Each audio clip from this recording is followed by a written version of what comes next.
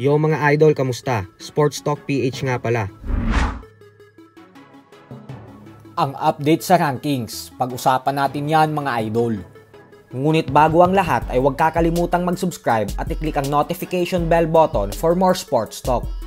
So sa loob nga po ng mahabang panahon ay ang former 3 Division Champion Angas ng Pinas General Casimero ang naghari sa boxrec.com bilang number 1 Best Active Filipino Fighter. Subalit sa kasamaang palad nga po para kay Casimero ay matapos ng hindi inaasahang masaklap na pagkatalong nalasap nito sa kamay ng Japanese underdog na si Kyunosuke Kameda ay agad po itong lumagapak sa rankings ng BoxRec.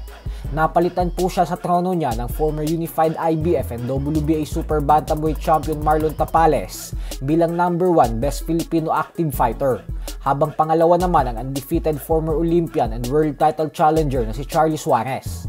Pangatlo ang former WBC Featherweight Champion Mark Magnifico Magsayo. Pang-apat ang current WBC Minimum Weight Champion Melvin Jerusalem. At panglima naman si General Casimero. Ganun pa man ay wala naman pong bilang ang BoxRec dahil hindi naman ito isang major sanctioning body na pwede kang magkaroon ng titulo at kampyonato.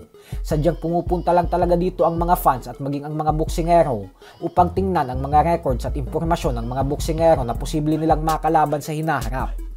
Sa kabilang banda naman mga idol ay 4 na buwan na nga po ang nakakalipas nang mapahiya ang Puerto Rican knockout artist na si Edgar Berlanga nang dahil sa natalo ito via knockout sa fighter na inangasan at binastos niya na si Hamza Shiraz, kung saan tila hindi pa matanggap ni Berlanga na natalo siya sa malinis at patas na paraan dahil pinagtutulakan ito sa publiko na may ginawang pandaraya si Shiraz sa naging laban nila.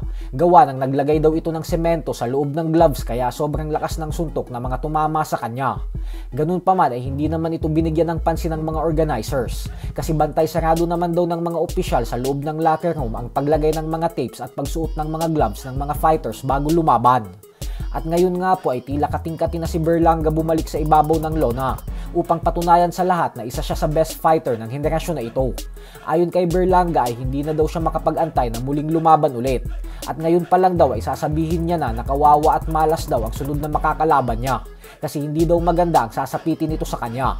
Papatulugin niya daw kasi ang kung sino mang fighter na siyang sunod na makakatapat niya dahil dito niya umano ibubuhos lahat ng gigil at galit niya.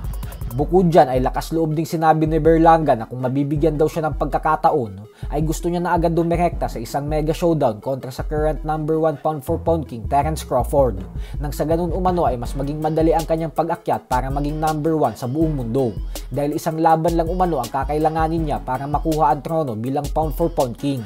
Pero sa kasamaang palad nga po para kay Berlanga ay hindi siya bibigyan ng pansin ni Crawford sa ngayon dahil napakadaming mas karapat dapat mabigyan ng pagkakataon na makalaban si Crawford kaysa sa kanya. Bukod dyan ay ang nakapagtataka pa dito ay dahil hindi man lang naghahamon si Berlanga ng rematch kay Shiraz. So hanggang dito na lang po muna tayo mga idol.